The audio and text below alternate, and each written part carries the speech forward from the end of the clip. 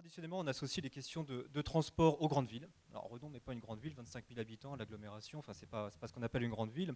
Or, les questions de mobilité, tout à l'heure, on a parlé de la question de la différence de transport et mobilité. Bien, par contre, pour le coup, les mobilités concernent bien tout le monde, y compris les territoires les moins urbanisés.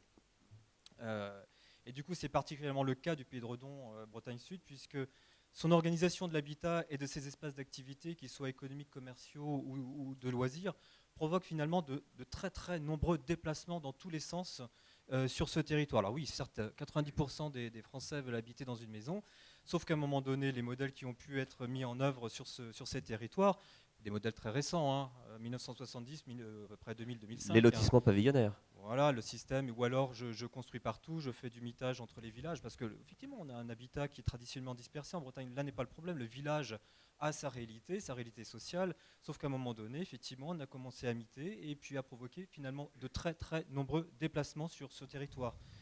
Et du coup, rien que sur le flux domicile-travail, les distances parcourues en voiture individuelle se chiffrent à plus de 650 millions Vous avez fait de vos kilomètres. calculs. Hein, On a voilà. fait nos calculs. Alors après, 10 ou 15 millions en Non, mais plus c'est ou en l'ordre de moins, grandeur mais qui voilà, est c'est l'ordre de intéressant. grandeur qui importe.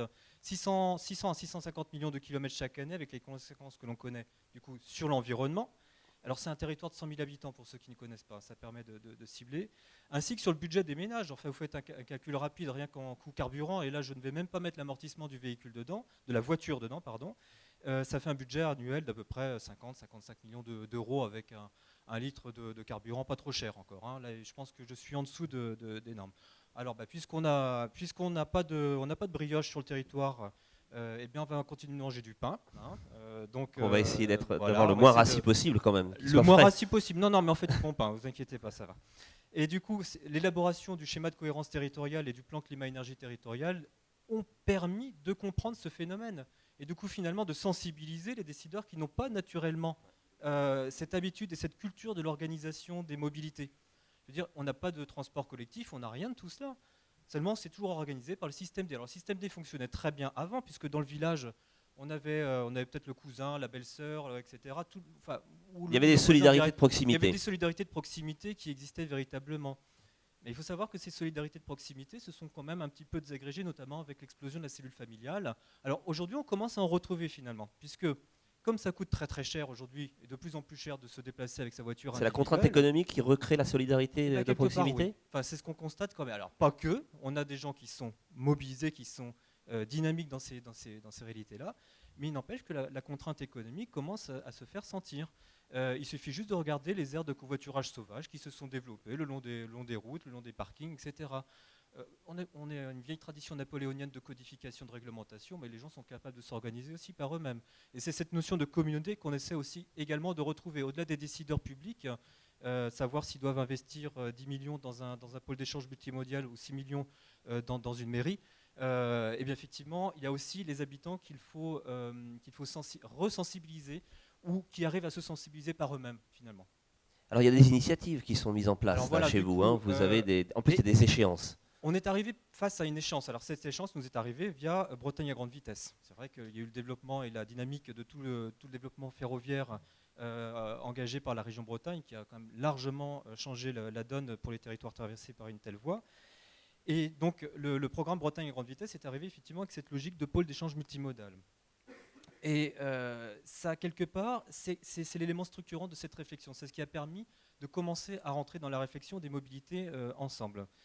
Aujourd'hui, pour vous donner une idée, Redon de centre-ville à centre-ville, Redon-Vannes c'est 23 minutes, Redon-Rennes c'est 34 minutes, et Redon-Nantes c'est 47 minutes. Alors, on peut mieux faire effectivement sur le Redon-Nantes. Et du coup, en 2017, Paris-Redon, ce sera 2h05. Ça va quand même bousculer sacrément les habitudes de travail et de déplacement, du coup, grâce à une offre de TGV de qualité.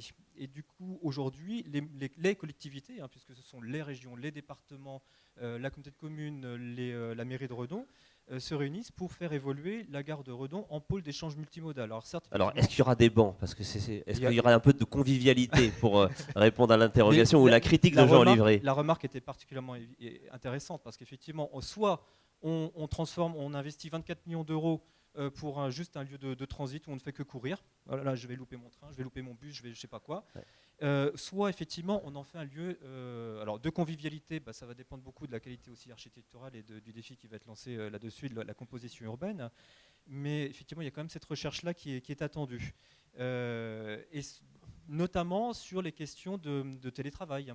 On a des grands groupes industriels qui sont présents. On a des petites fermes comme Yves Rocher, BIC, Astilflash, AFC, Forestia. Voilà. Comment est-ce que du coup ce pôle d'échange multimodal va quelque part aussi modifier leurs habitudes de travail à eux, mais également tout notre réseau de PMI-PME qui sont ouverts à l'international et qui peuvent très bien profiter de l'espace gare. Alors, elles sont dispersées en plus sur le territoire, ces grandes industries. Ça serait un lieu de rencontre, ça serait un lieu de travail. Un lieu de travail. Et c'est ce qui est en train de se passer justement avec la création d'un nouveau bâtiment qui va accueillir pas mal de services à 100 mètres de la gare. Donc il y a un nouveau quartier qui se crée en fait autour de la gare. Alors je me fais un peu l'avocat du diable à nouveau. Est-ce que ce n'est pas tout de même une prime donnée à une catégorie minoritaire et CSP+, qui va pouvoir effectivement prendre le TGV, aller à Paris ou se déplacer. Quid des mobilités, j'allais dire, humbles ou banales du quotidien? Alors sur les mobilités humbles ou banales, bien finalement, on s'en préoccupait pas du tout avant. On va être, voilà, les gens s'organisaient, débrouillaient. voilà, ils se débrouillaient, hein. Ils se débrouillaient, il n'y a pas de problème, ils se débrouillaient. Mais du coup, on s'est dit, mais finalement, on est en train de, à partir de ce constat de base, à partir du pôle d'échange multimodal, on s'est dit, mais quid des autres formes de mobilité? Et ça a amené du coup tout un débat sur la diversité des mobilités. Le PEM, du coup, rappelle les questions, la nécessité de l'intermodalité avec le réseau de bus, les taxis, mais aussi la marche à pied, de quartier à quartier, le vélo. Et puis, on arrive aussi progressivement sur les questions d'autopartage, d'électromobilité. Donc tout ça, ce sont des questions. Vous tirez sur la pelote finalement. On est en train de tirer sur la pelote de façon très pragmatique. Alors, on va certainement faire beaucoup d'erreurs.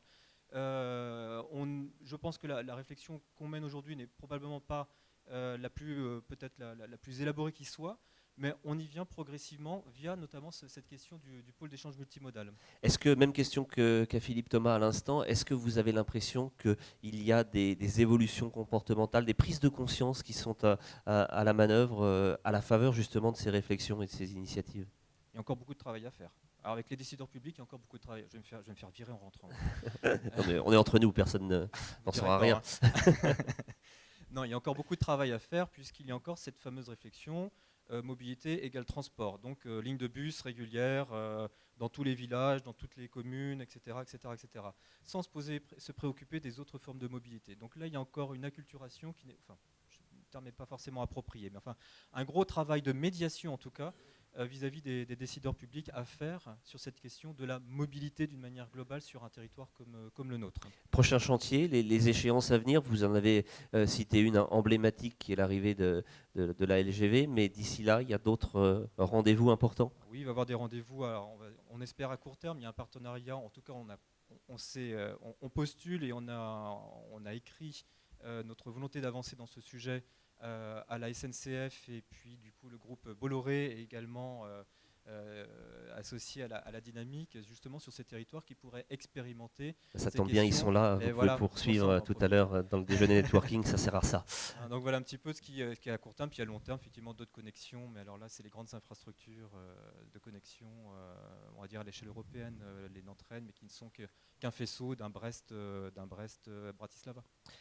Merci beaucoup Christophe Bidault.